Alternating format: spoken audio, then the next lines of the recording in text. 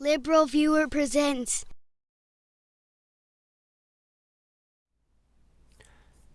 So, welcome to the December 9th edition of LiberalViewer Sunday Live Clip Roundup. Thanks for joining me.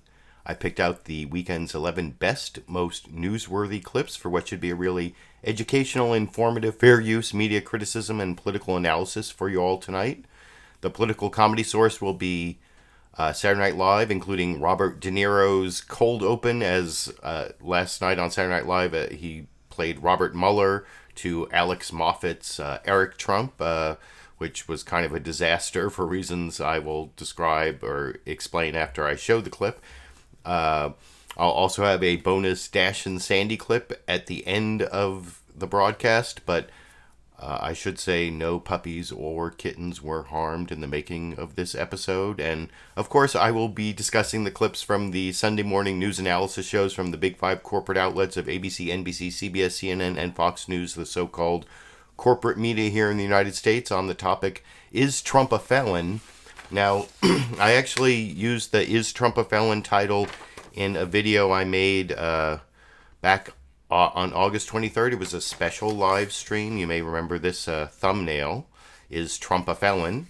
Back when Michael Cohen pled guilty, and I still have links down in the video description to some of the sources I used, and I've put a link down there this week back to that August 23rd live legal clip roundup where I discussed Michael Cohen's guilty plea and the way he, in his plea allocution, actually said that he was directed to commit felonies by Donald Trump, which was one of the breaking news this week on the big five corporate outlets was that the U.S. attorneys in the Southern District of New York, in their sentencing memo for Michael Cohen, also were saying that Trump directed Michael Cohen to commit these felonies. So it's not really news if you were paying attention back in August, but instead of just Michael Cohen saying it, now it's U.S. attorneys, although it's not that big a difference because U.S. attorneys aren't supposed to accept someone's plea unless they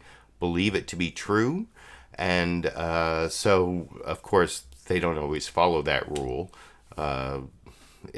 As a former criminal defense attorney myself, I can tell you that a lot of pleas are accepted where nobody really believes that what the person is saying is true. They've just made a deal, and that's the best deal, and it's really a sad part of our system, but I'm not really going to get into that. I am going to show you, like I said, a pretty sad Robert Mueller impersonation from Robert De Niro. Then I'll show you weekend update clips, then the news summaries, and some newsmaker clips, including Adam Schiff, Angus King, Marco Rubio, Jerry Nadler will be some of the newsmakers that I'll show clips from. But like I said, I want to start off with Saturday Night Live's cold open, Robert Mueller, played by Robert De Niro, badly reading cue cards. And there's one point where he, look for this, where he says, like, depends on how often you want to, is it visit or talk to your family, where he seems to have, like, skipped over a line, or there's some problem with the cue card. It's pretty much a disaster. I'm not showing you the whole thing. This is the 93 seconds,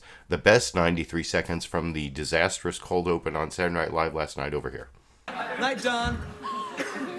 Hi, Eric. Whoa! Don't be scared. It's just me, Robert Mueller, your dad's friend from work. I'm not allowed to talk to you. That's fine, Eric. It was pretty clear early on that you don't know anything. Nope. I wish I could say the same for some of your dad's friends. Like Mr. Pillowfort? Manafort. Yeah. And Mr. Papa John's Pizza? Papadopoulos. And Mr. Cohen? You might want to start calling him Federal Inmate 10358. You get it, Eric? Nope. Well, I'm glad we're laughing, but this is serious. That depends on how much you want to visit your family. Oh, no. That's not good. But hey, no one knows the full story yet. You saw what I put on. It's all been heavily redacted. Do you know what redacted is? Uh-huh. Like when my dad called Jeff Sessions mentally redacted.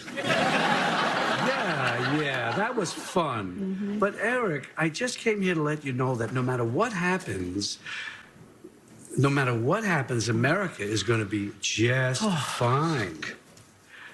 This is a country full of good people. Yeah, good people like my dad. Let's put a pin in that. What?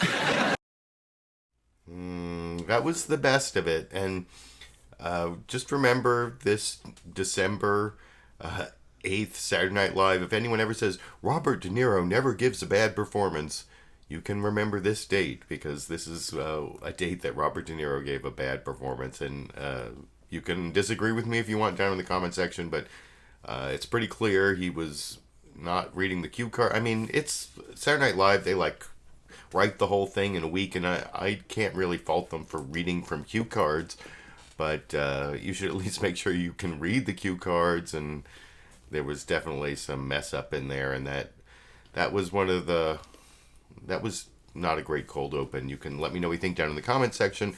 Also, by the way, there's a link down to the whole video in the video description, as well as a link to where you can support my videos on Patreon, through PayPal. You can give me a thumbs up down there. There's a little thumbs up that you can click on if you want. And also, if you want to follow along on my clip list that I use, this is my clip list of my 11 clips with my sort of cryptic notes, but you can pretty much tell where each clip is coming from, who's speaking in the clip, what the general topic is.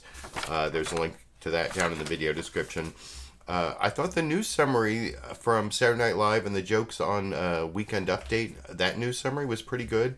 There were a couple things that I thought not so good, but I didn't really take that mostly in the clip. There's one thing I'll talk about, but after I show you the clip. This is a little longer, almost 2 minutes from the beginning of Weekend Update, another Saturday Night Live clip you can watch for free on the Saturday Night Live YouTube channel, and a link I put down in the video description. And I will talk with you about this video after we watch it together over here. This week, Robert Mueller released the teaser trailer for Trump Endgame. Federal prosecutors said Friday that Michael Cohen committed 2 election-related crimes at the direction of a person identified as Individual 1. Now, we don't know for sure who Individual 1 is, but let's just say things are getting tense right now over at Individual 1 Tower. Earlier today, Trump called the Mueller report collusion illusion, which is also my favorite Guns N' Roses album. And yesterday, Trump tweeted with no context or explanation, totally clears the president. Thank you. Well, sounds like somebody's been reading The Secret. By the way, I don't blame Trump for thinking his tweets have magical power. I mean, just this week, his tweets about China were able to tank the entire stock market. But at some point, if every single person you hired gets indicted, the odds are you had something to do with it. I mean, if all of Santa's elves and all of Santa's reindeer got busted by the feds, you would not expect Santa to tweet, totally clear for Christmas. Thank you. Trump is now calling for an end to the Mueller probe, which I gotta admit, it's worth a shot. I mean, you don't want to go to jail and then find out you could have just called it off the whole time. I think the scariest thing about watching Trump be president is that he tries all the things that I would try. President Trump also tweeted that he will be doing a major counter report to the Mueller report. Well, you better hurry up, bud, because you only get 1 hour a day on that prison computer. Also, nothing says you're guilty more than making a counter report before the Mueller report is even out. That means he knows it's going to be bad. It's like when you're watching Cops and as soon as they pull up to the house, there's already a shirtless guy on the lawn saying, okay, now first of all, she's lying. I like that joke at the end, the first of all, she's lying joke. And actually, one thing that Saturday Night Live covered that none of the big 5 corporate outlets covered is the news about the Trump administration preparing a counter report to the Mueller report. There was like news reporting that Rudy Giuliani was saying we're not even going to do a counter report to the Mueller report, and then Trump tweeted, no, we have 87 pages ready, all ready to go, which seemed like a made-up fact, but who knows, maybe they do have 87 pages, but that didn't make it into any of the big 5 corporate outlets, just to Saturday Night Live. There were several good jokes there that I liked, and I thought that they in some ways covered more than some of the big 5 corporate outlets. Like I said, the counter report, they also covered the China trade war making the stock market drop, which didn't really make it into most of the big five corporate outlets. It was something Fox News covered extensively rather than covering the "is Trump a felon" thing as extensively, which was, I mean, I'll show you one Fox News clip where they did, not where they covered it, but where they asked a newsmaker, Angus King, about it. But that was sort of the dividing line between the three corporate outlets, ABC, NBC, and CNN, that really focused on the Mueller revelations this week, compared to Fox News and then CBS, which sometimes seems to be like Fox News Light, where they covered some of the things that the Trump administration was trying to like make you look at, like the trade war, and of course the John Kelly is leaving by the end of the week. That's something that by the end of the month, Trump announced over the weekend instead of on Monday, because he was trying to distract from the Mueller and Southern District of New York news. And the next clip I'm going to show is the NBC Meet the Press news summary. As usual, it's the best of the news summaries. Doesn't cover the China trade war stuff that much, which, I don't know, you can tell me if you think that's so important that it should be in this news summary that's over 4 minutes long, the longest of the news summaries, which I will talk about with you after we watch that clip from NBC News' Meet the Press this morning. Let me just check my notes real quick here to see, is there anything? It does, I mean, it gives you basically everything you need to know about Mueller and the Southern District of New York in a live intro, followed by the pre-recorded package, which I will discuss with you after we watch that clip together over here. Shortly after the filings by special counsel Robert Mueller and federal prosecutors in New York were released on Friday evening, President Trump tweeted in the third person, "Totally clears the president. Thank you." Well, not really. Not even close. In fact, this is how the usually supportive New York Post put it. "Donald in the terrible, horrible, no good, very bad day." While the court filings technically are about the president's former attorney, Michael Cohen, and his former campaign chairman, Paul Manafort, the most consequential player in this drama is really the person identified as Individual 1, Donald Trump. Federal prosecutors say Individual 1 directed Cohen to make illegal payments to women with whom the president had affairs. That would be a felony. And they describe how Cohen corrected the timeline of contacts with Russia about the Moscow Tower project, admitting they started earlier and lasted longer than previously known. Taken together, the filings suggest that contrary to Mr. Trump's repeated claims of innocence, he faces potentially serious legal and political jeopardy. And they raise the specter that Mr. Trump could eventually be considered an unindicted co-conspirator, an ominous phrase linked to President Nixon as Watergate consumed his presidency. Go ahead. Sir, did you direct Michael Cohen to commit any violations of law? No. The filings released on Friday reveal growing peril for the president in two areas. Number one, illegal campaign contributions. Federal prosecutors in New York say that President Trump directed Michael Cohen to commit two felonies: illegal hush money payments to porn actress Stormy Daniels and former Playboy bunny Karen McDougal to keep alleged affairs quiet. Prosecutors say, quote, "With respect to both payments, he acted in coordination with and at the direction of Individual 1.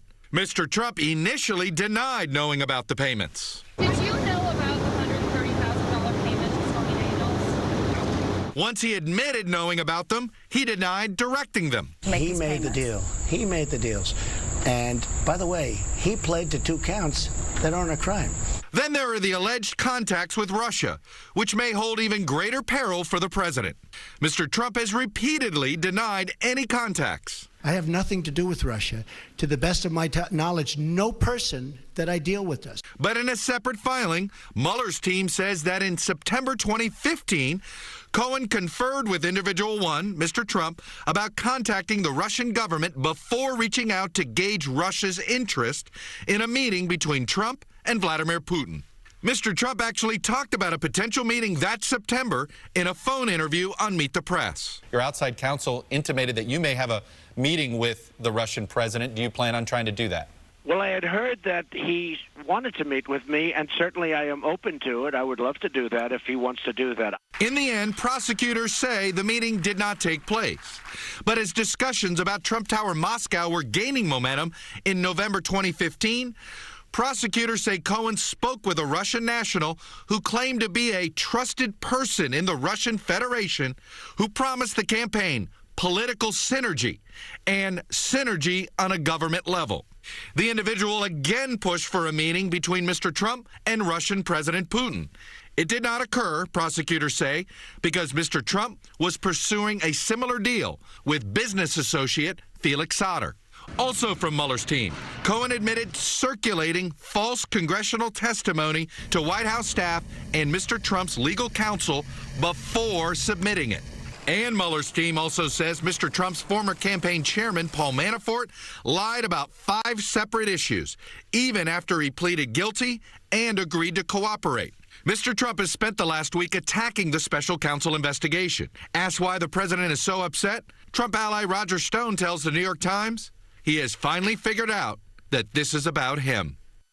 And joining me now is Senator Angus King of Maine and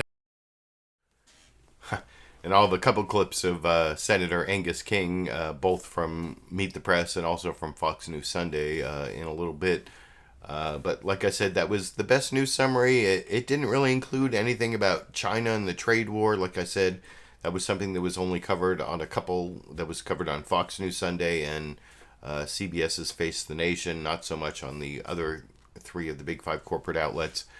I think that the CNN State of the Union news summary was also pretty good. It was much shorter. It's only 1 minute 40 seconds compared to that, what was that, 4 minutes 8 seconds from NBC's Meet the Press.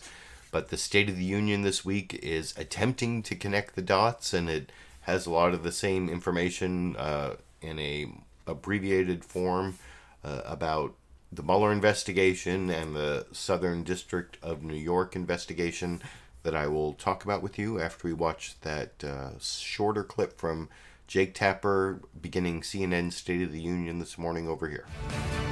Hello, I'm Jake Tapper in Washington, where the State of our Union is attempting to connect the dots. President Trump seems to be trying his best to change the subject, announcing Saturday he'll be replacing his chief of staff, John Kelly, an announcement that was supposed to be made tomorrow. This after some of the most significant clues yet into President Trump's potential political and legal vulnerabilities in the ongoing special counsel investigation, as well as the Southern District of New York's probe into his former associate, Michael Cohen.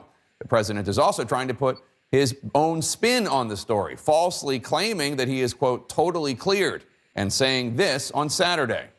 On the Mueller situation, we're very happy with what we are reading because there was no collusion whatsoever. There never has been. The last thing I want is help from Russia on a campaign.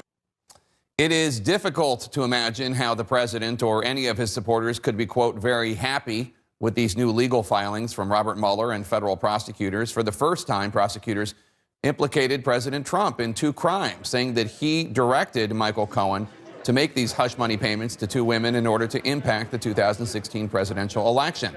The filings also offer new insights into the depth of the special counsel's Russia investigation, including previously unknown attempts by the Russians to infiltrate the Trump campaign during 2016, and reveal that both Paul Manafort and Michael Cohen have been in touch with people closely connected to the White House as recently as this year. Let's go straight to the incoming chairman of the House Judiciary Committee, Congressman Jerry Nadler.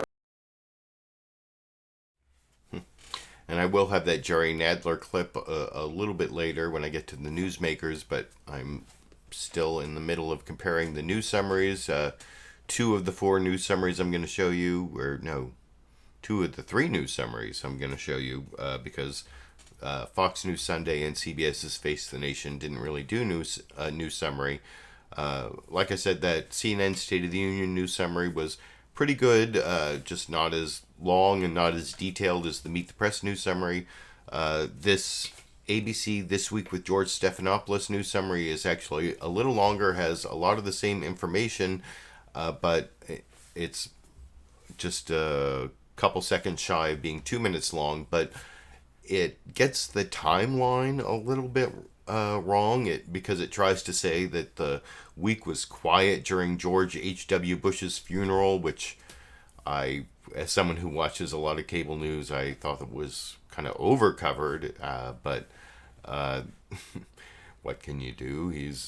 There aren't that many people who were president of the United States, and so I guess his funeral is big news. There have only been 45 presidents, and he was one, and he's dead, so that deserves some coverage at least. I just thought it was a little overcovered.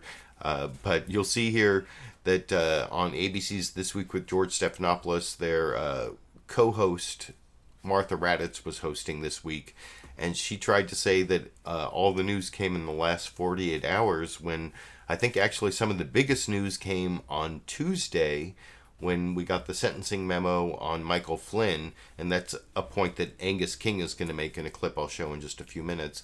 But first I want to show this 2-minute news summary from ABC's This Week with George Stephanopoulos, the very beginning of the program, hosted by Martha Raddatz.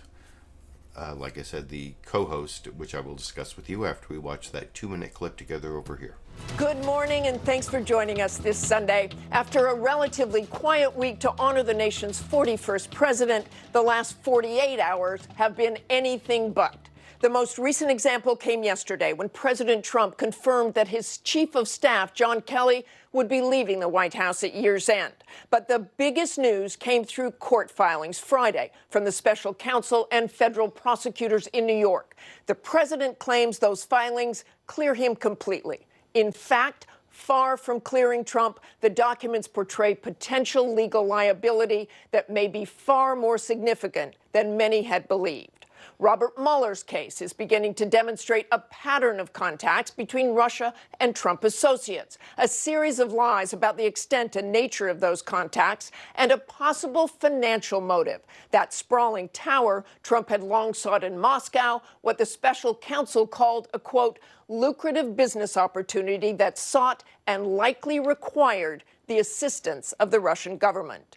And as if the special counsel's probe were not enough, the president faces an entirely separate and growing legal threat. Federal prosecutors working for the Department of Justice now claiming that then-candidate Trump directed illegal hush money to 2 women during the 2016 campaign, potentially implicating the president in a federal crime, which already has a top Democrat saying it could, if true, be grounds for impeachment. And this morning, we'll connect the dots and get to the bottom of where things stand in these investigations. Let's start with our legal panel. ABC News chief legal analyst Dan Abrams, former FBI special agent and Yale law lecturer Asha Rangappa, and former New Jersey governor, former federal prosecutor, and ABC News contributor Chris Christie. So that was actually a pretty good discussion between those 3 legal experts, including Chris Christie, although I thought that Martha Raddatz did not ask Chris Christie about his role in the Trump transition, because that is part of the time that there appears to have been some criminality, according to what Michael Cohen and the other sentencing memos that came out this week. And before I showed the clip, I also criticized it for getting the timeline wrong in terms of leaving the Michael Flynn memo from Tuesday. They left that in the quiet part of the week, when that actually might have been one of the most devastating things that came out, except for how redacted it was. And I'll talk about that a little more when I show the Angus King clips, which are the 2 clips I'm going to show right after this next clip, which is Adam Schiff, the incoming House Intelligence Committee chair, talking to Margaret Brennan on CBS's Face the Nation. Earlier I was criticizing CBS's Face the Nation for being kind of like Fox News Light and really focusing on some of the things that Fox News focused on to avoid focusing on some of the things bad for the Trump administration regarding the Mueller investigation and the Southern District of New York investigation. But at least CBS's Face the Nation in the first half of the program went into the Mueller investigation, that, like, other than the brief mention of it in the introduction, that there was a Fox News Sunday that there was breaking news in the Mueller investigation. Fox News Sunday never even brought it up in the first half of the program, Well, this Adam Schiff interview is about a quarter of the way through CBS's Face the Nation, and you'll see Margaret Brennan gives Adam Schiff plenty of room in this 4-minute, 10-second clip to talk about the ways that the breaking news is looking bad for Trump, and even talking about the grounds for impeachment, which is sort of a running theme that various Democrats give their position on what would be grounds for impeachment, what would justify moving forward with impeachment, which I will discuss with you a little more after we watch this Adam Schiff clip from CBS's Face the Nation this morning over here. The filing made Friday by federal prosecutors in Manhattan references individual one about 30 times. Individual one is President Trump, and it appears to link him to campaign finance violations. It doesn't charge him with any wrongdoing, though. What's your takeaway? My takeaway is there's a very real prospect that on the day Donald Trump leaves office, the Justice Department may indict him, that he may be the first president in quite some time to face the real prospect of jail time. We have been discussing the issue of pardons that the president may offer to people or dangle in front of people. The bigger pardon question may come down the road as the next president has to determine whether to pardon Donald Trump.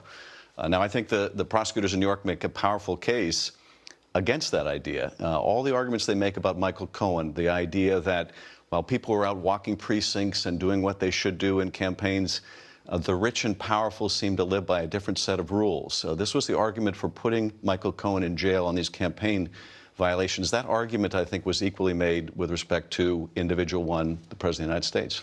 The president's attorney, Rudy Giuliani, says, though, that this can't be a campaign finance violation because of the precedent set. He cites specifically what happened with former vice presidential candidate and Democrat John Edwards, who used campaign funding to cover up an affair. What do you make of that defense and interpretation? Well, it's clear the Justice Department here is making the argument that the principal purpose of these payments was to affect the election. And Cohen has admitted as much. I think in the case with Edwards, there were problems of proof. Here, it appears the Justice Department doesn't think there's any problem of proving that this was intended to principally affect the election. And to have the Justice Department basically say that the President of the United States not only coordinated but directed an illegal campaign scheme that may have had an election-altering impact is pretty breathtaking. But that was just one of the things we learned from Michael Cohen this past week. The president denies any wrongdoing and has a very different interpretation of these filings. But what is the bottom line in terms of what this could mean for him? You are going to be having the gavel in the House Intelligence Committee in the new year. Do you believe all of this adds up to meet the standard for an impeachable offense? Well, I think we have to look at the campaign law violations in the context of other allegations of wrongful conduct by the president.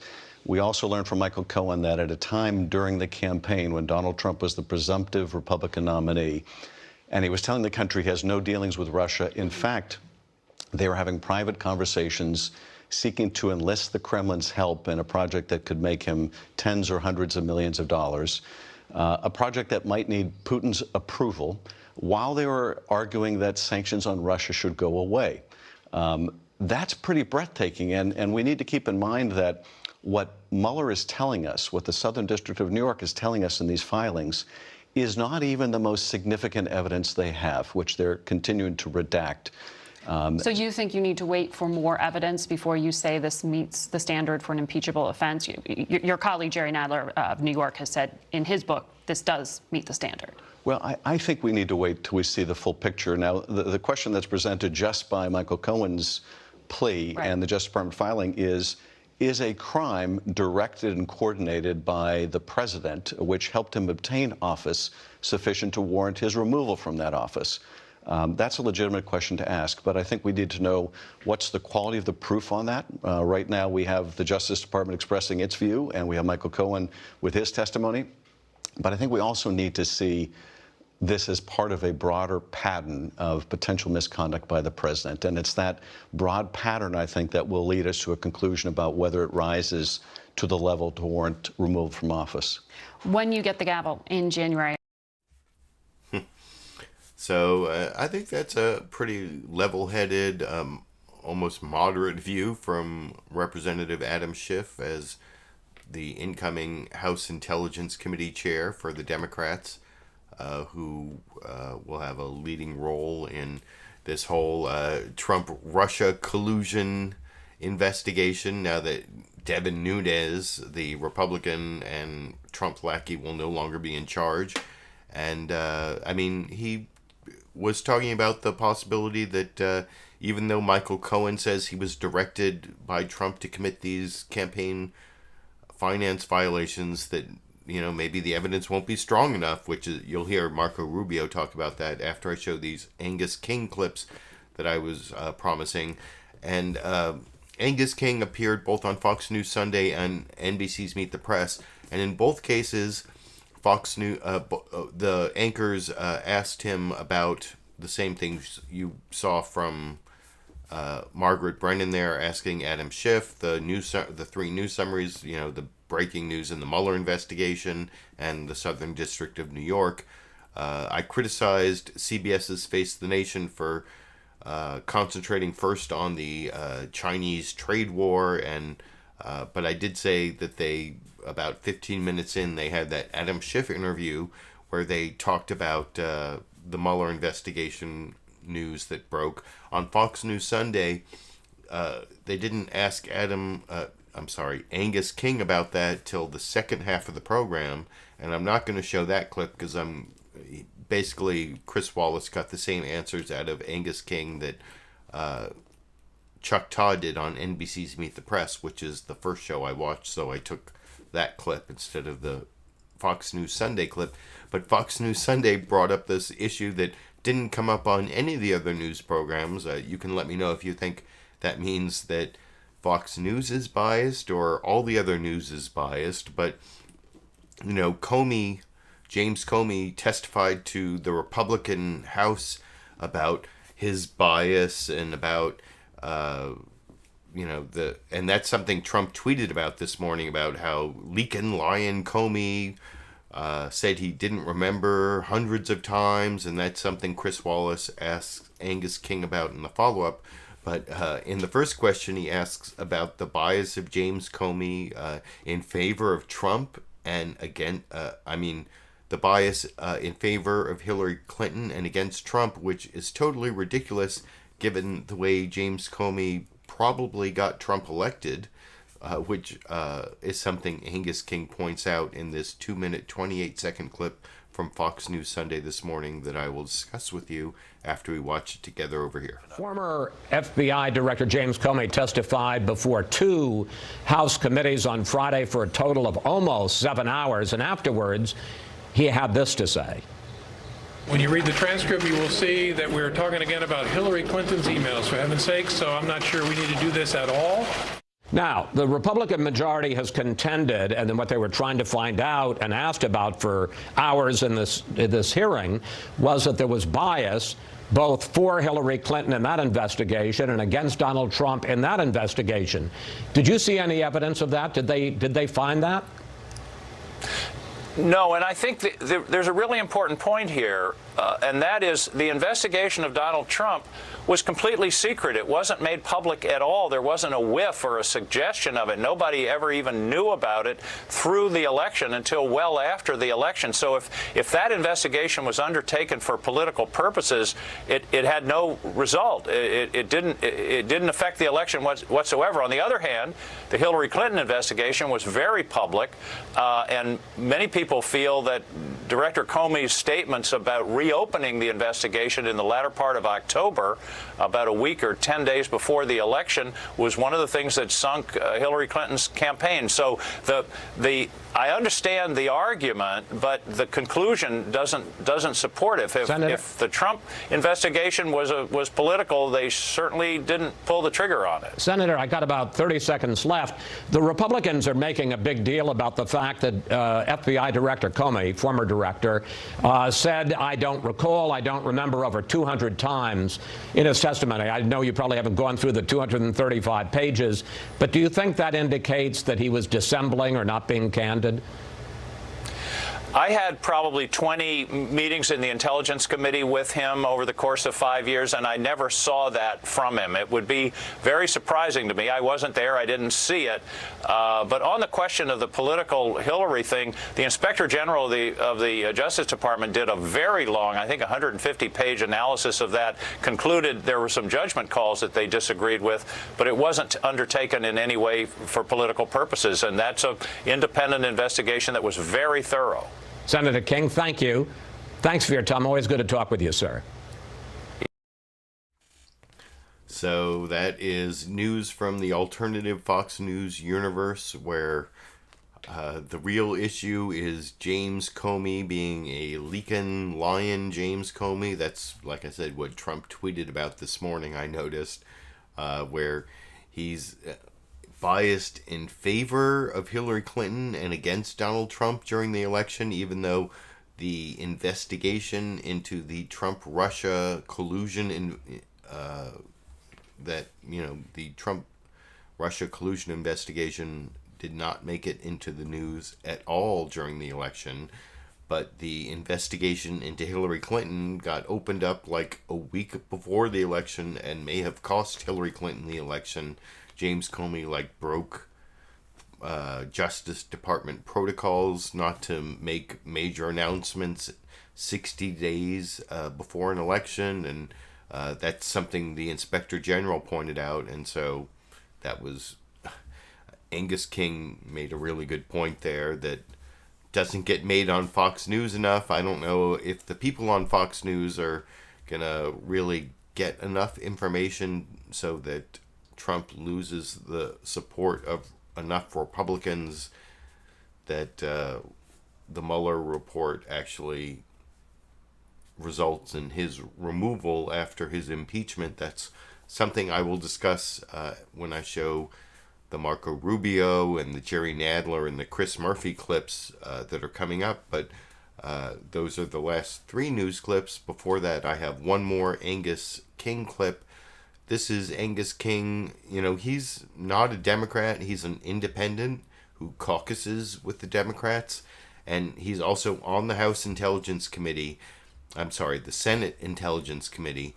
And I cut out part of this clip where he talks about how none of his answers that you're about to see have anything to do with inside information he gets as a member of the Senate Intelligence Committee, because he can't talk about that. This is all based on published reports where he talks about both the facts on Trump's 2 felonies, campaign finance felonies, that I talked about back on August 23rd in my live stream, Is Trump a Felon? That down in the video description, you can click on that link from August 23rd, 2018, back when Michael Cohen pled guilty, and you can get all the details of that, plus Russia collusion. And then Angus King also talks about what should be the standards for removal and impeachment.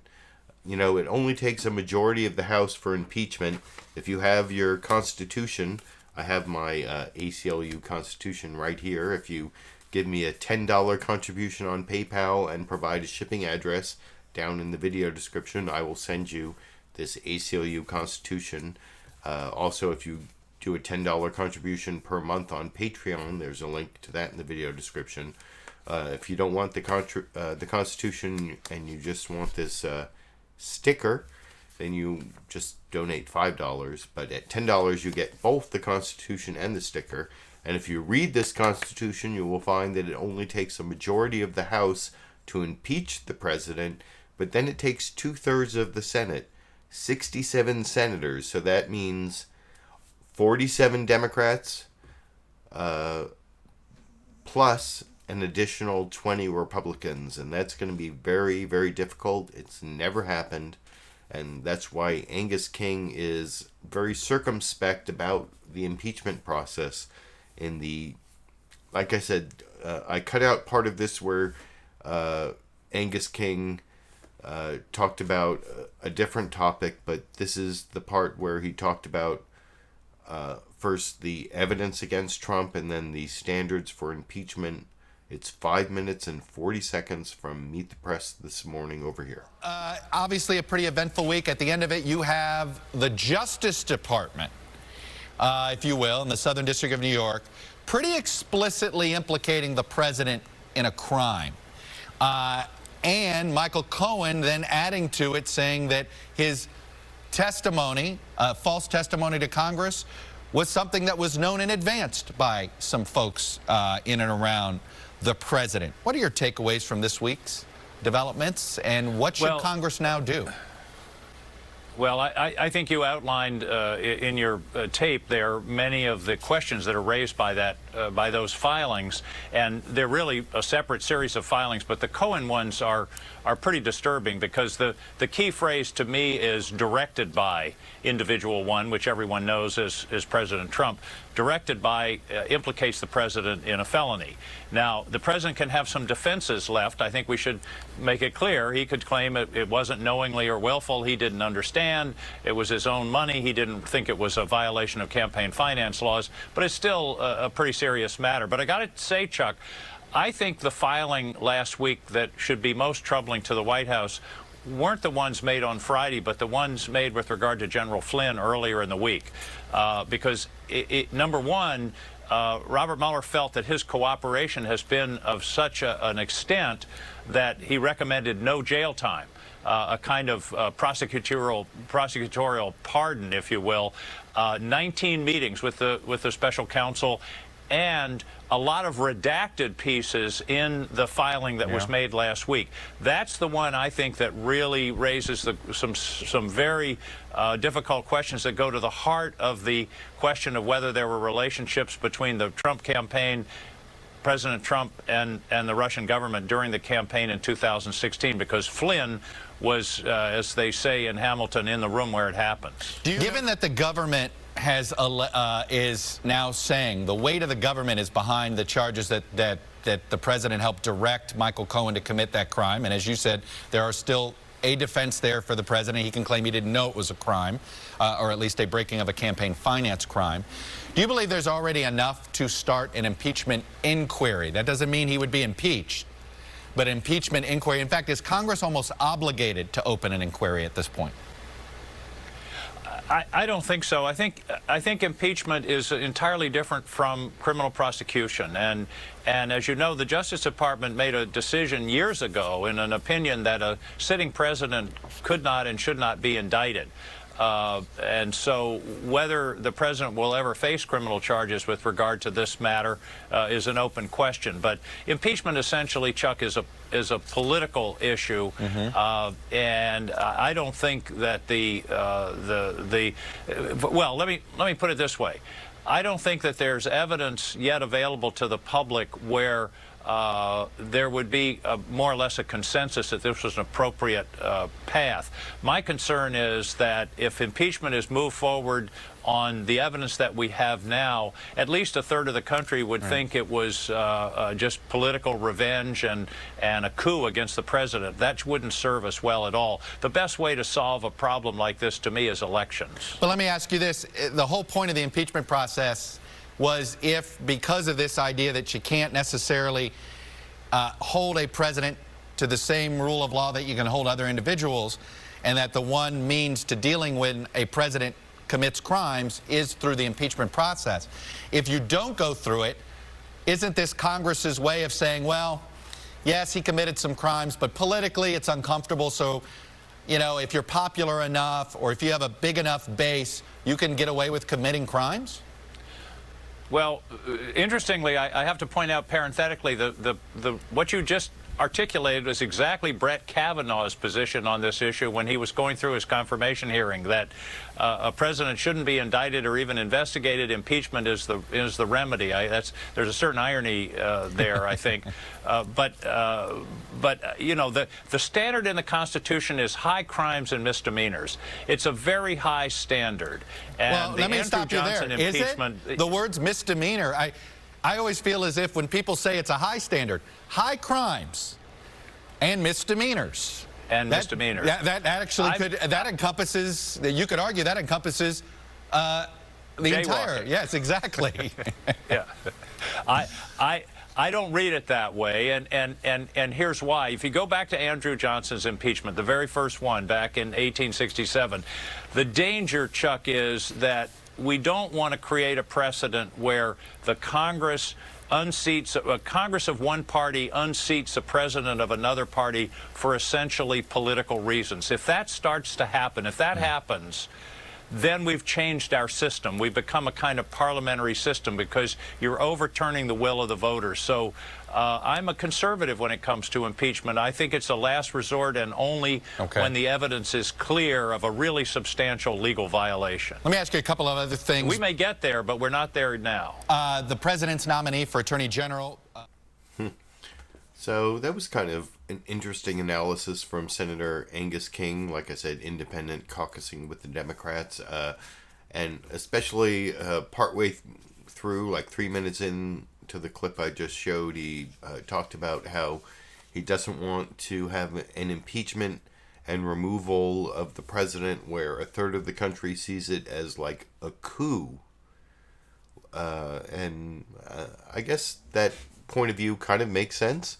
That you want to have more of a political consensus, but I don't know.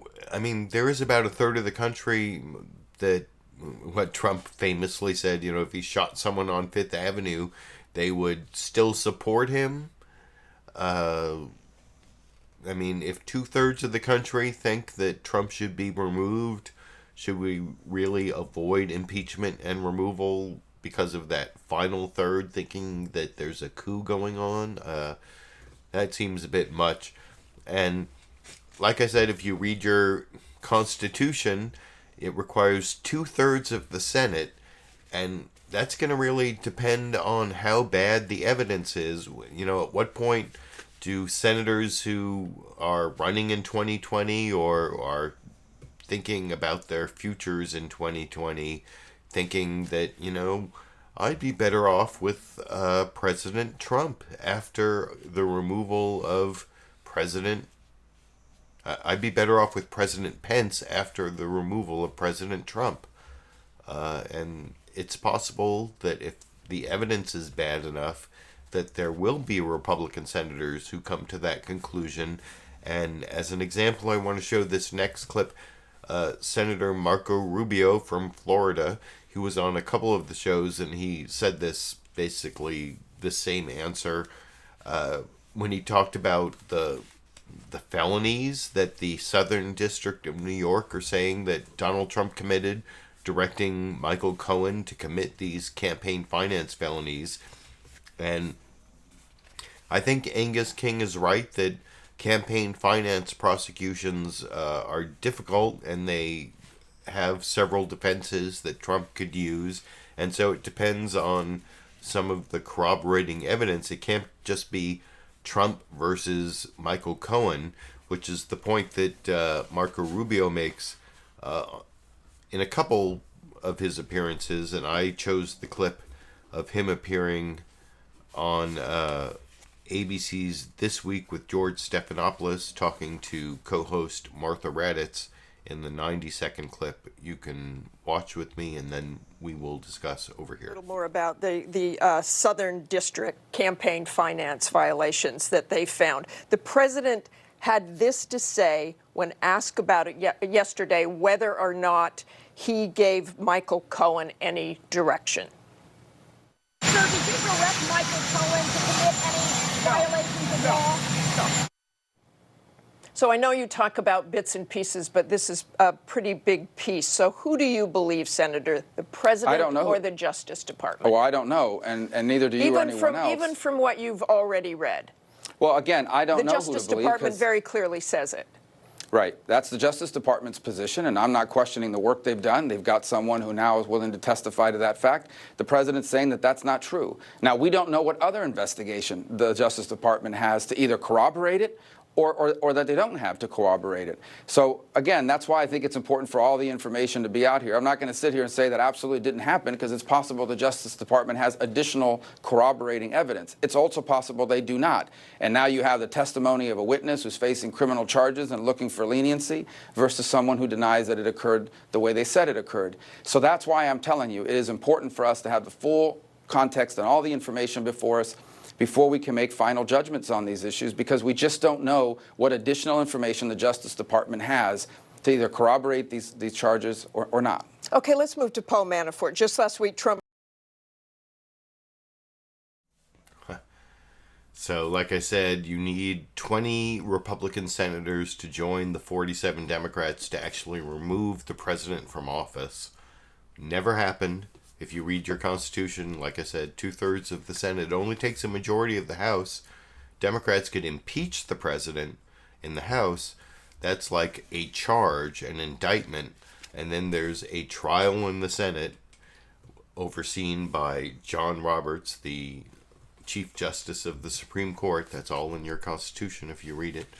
And it has never happened that 2/3 of the Senate has removed the president. They came within like one vote with Andrew Johnson the first time, and he was impeached for firing his Secretary of War. So that is pretty much in line with firing the director of the FBI, James Comey, as a reason. But whatever, that's a whole different tangent. But if you want to see what the Democrat who's in charge of the Judiciary Committee starting January 2019, and Judiciary Committee is in charge of impeachment, so that's Democrat from New York, Jerry Nadler. He was over on CNN's State of the Union, and let me look. And this is the we're already up to our penultimate clip here, clip 10, where he talks about what an impeachable offense is, and then whether that's the same thing as an offense that justifies going forward with actual impeachment. And also in this clip, you heard, earlier you heard Adam Schiff say that Trump may be the first president in a long time who is facing criminal charges the day he gets out of office. Here you'll hear Jerry Nadler, who is the incoming chair of the House Judiciary Committee, saying that Trump appears to be at the center of a fraud on the American people. And I will discuss that penultimate news clip before, of course, the bonus Sandy and Dash clip that I will show to you as part of my program tonight. Line from the Southern District of New York filing. Wait, sorry. Over here. Line from the Southern District of New York filing from Friday. It says, quote, with respect to both payments, Cohen acted with the intent to influence the 2016 presidential election in particular, and as Cohen himself has now admitted, with respect to both payments, he acted in coordination with and at the direction of individual one. Individual one, of course, is President Trump. So that's crystal clear. Federal prosecutors are saying that the president ordered Michael Cohen to commit to federal campaign finance felonies. In your view, does that rise to the level of an impeachable offense? Well, I think what these indictments and filings show is that the president was at the center of a massive fraud, several massive frauds against the American people.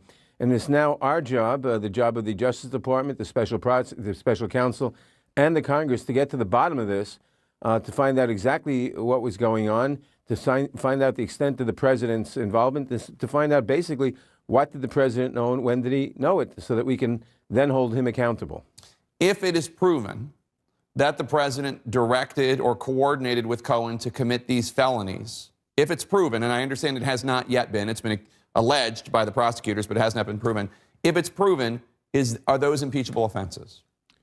Well, they would be impeachable offenses. Whether they are important enough to justify an impeachment is a different question, but certainly they'd be impeachable offenses because even though they were committed before the president became president, they were committed in the service of fraudulently obtaining the office. That would be that would be an impeachable offense. But the fact of the matter is that what we see from these indictments and charging statements is a much broader conspiracy against the American people involving these payments, involving attempt to to influence the campaign improperly with improper payments involving the Russians trying to get influence in the campaign, involving the president lying for an entire year about his ongoing business arrangements, business dealings with the Russians, involving obstruction of justice. All of these have to be looked at very seriously by the Congress, by the special counsel, and by the Justice Department, and to see what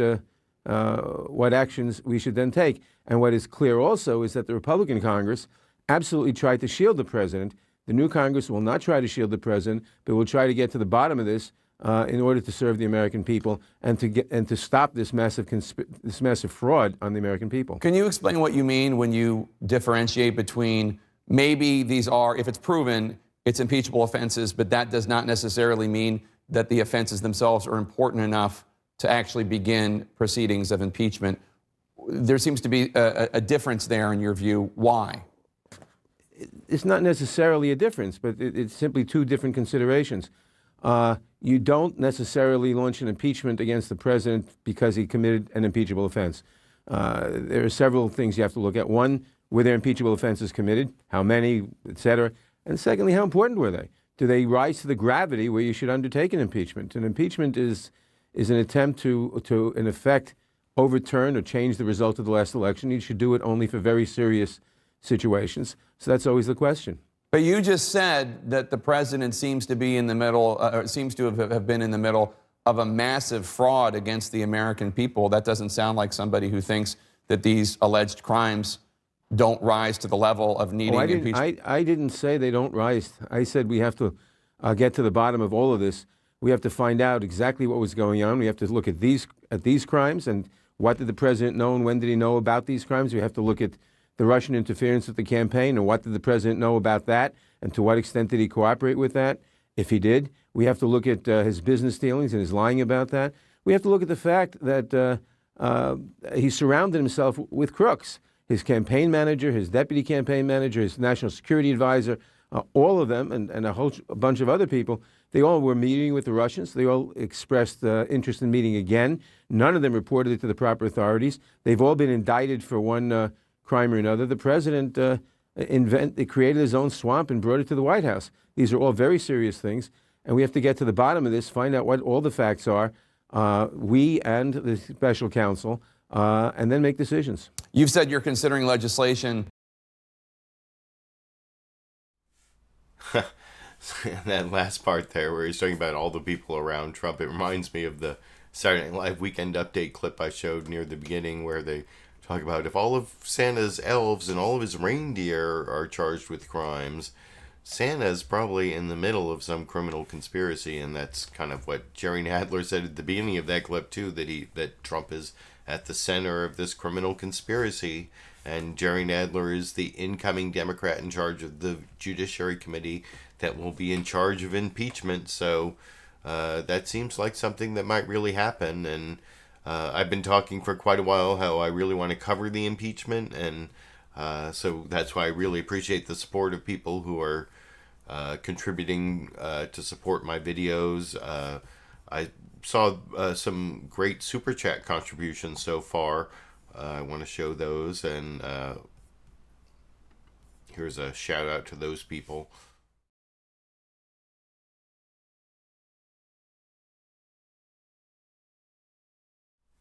Yeah, thanks for that support. That makes me think I'm going to be able to make it through the impeachment, and who knows, maybe Trump will be the first president ever removed by the Senate, or maybe he'll resign like Nixon, or maybe it won't get that far. You can let me know what you think down in the comment section. I mean, I think the evidence is just getting worse and worse. I showed you different ways that people look at impeachment. I showed the Jerry Nadler clip there as the chair of the House Judiciary Committee.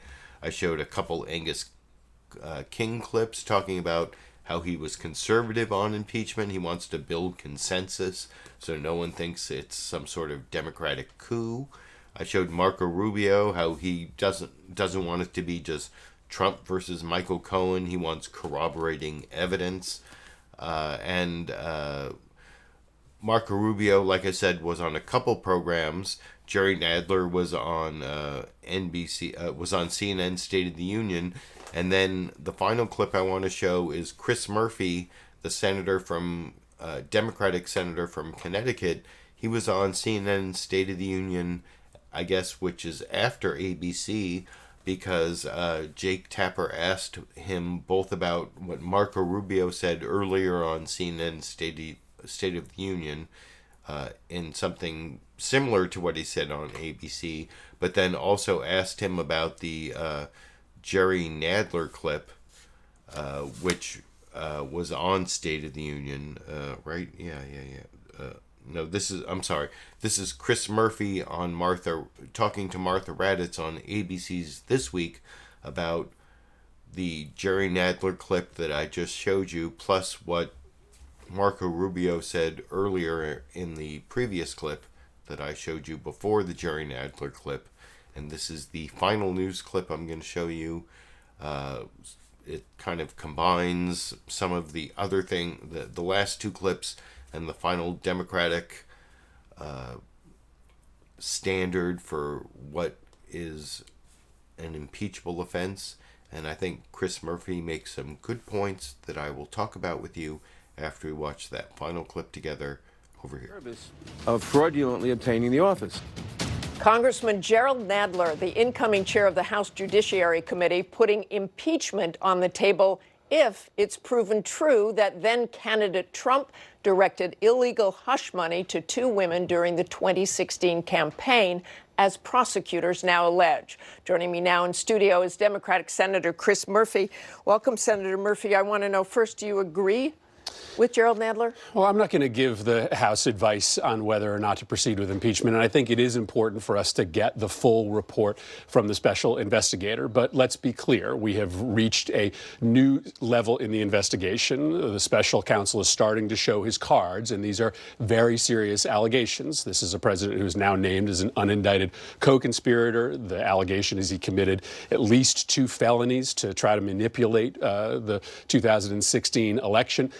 But Marco Rubio is not wrong that it's important for Congress to know all of the facts, to see the evidence that Mueller has that leads him to make these filings. And so, well, you heard what Gerald Nadler said, though. Is it, from what you've seen, an impeachable offense? I mean, he doesn't necessarily say the committee should take it up. So, listen, I think you are beyond the stage that led to the impeachment proceedings against President Clinton, whether or not you think that that was worthy of impeachment or not. I still think it's important for Congress to get all of the underlying facts and data and evidence that the special counsel has before we make that determination. In other words, before Mueller comes out completely, nothing should be done? And no, absolutely, I think we should wait for Mueller's investigation. But I would also counsel the special investigator to show his cards soon. I mean, I think it's important for the special investigator to give Congress what he has sometime early in 2019 so that Congress can make a determination. If the president did, in fact, collude with the Russians to try to manipulate the election or engage in multiple felonies with Michael Cohen, it doesn't really make sense for Congress to get that report from the special investigator in 2020. We need that next year. We need that as soon as possible. You've also raised concerns about the need to pass legislation. Now, there was one weird thing about that clip. It makes me think, is Chris Murphy, the Democratic senator from Connecticut, the victim of some weird Trump Jedi mind trick? Because at the beginning of that clip, or earlier in the clip, he talks about Robert Mueller as the special counsel. But then later he says that he would counsel the special investigator. And he's talking about Robert Mueller. Robert Mueller is not a special investigator. He's the special counsel.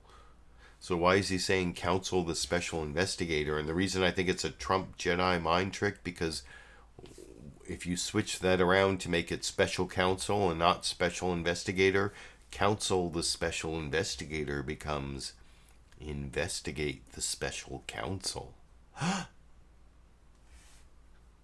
Investigate Robert Mueller and his gang of angry Democrats? Who does that sound like? Donald Trump? No, I don't know. I think he just said that because he said counsel this I would counsel the special, and he felt like, well, I can't say counsel the special counsel, that sounds stupid. So I'll call him the special investigator. I don't know. Why did he say that? And then he called him the special investigator multiple times after calling him the special counsel earlier in that 2-minute, 20-second clip. So anyway, that was kind of weird. I wanted to point that out, and I saved that for the last clip because it kind of combined the Jerry Nadler clip and the Marco Rubio clip with Chris Murphy from Connecticut giving his final analysis. But like I said, it's another brick in the wall of the Trump criminal conspiracy. Robert Mueller, I've been talking about it's Mueller time for a couple weeks. Well, a lot of stuff dropped. A lot of stuff was redacted, especially in the Michael Flynn sentencing memo, but it was a bad week for Trump, and it's only going to get worse. What's going to happen? Well, you heard the standards for impeachment. I think it's pretty much inevitable. I said if the Democrats gain control of the House, impeachment was pretty much inevitable, and the evidence has only gotten worse since then. But you can let me know what you think down in the comment section. And for the Sandy and Dash fans out there, I actually recorded a Sandy and Dash clip. I tried to get some interaction going right when I started watching the news programs this morning. This is more than 13 hours ago. I started off at 6 a.m. or 6:15 when, Meet the Press airs at 6 a.m. And you're actually going to hear the introduction to Meet the Press in the background during this Sandy and Dash clip. You'll hear Chuck Todd say that the topic is sex, lies, and Russia. And you can see Sandy and Dash react to that in the final. This is not a news clip. It's the bonus Sandy and Dash clip before I end the program over here. Sunday, sex, lies, and the Russia connection.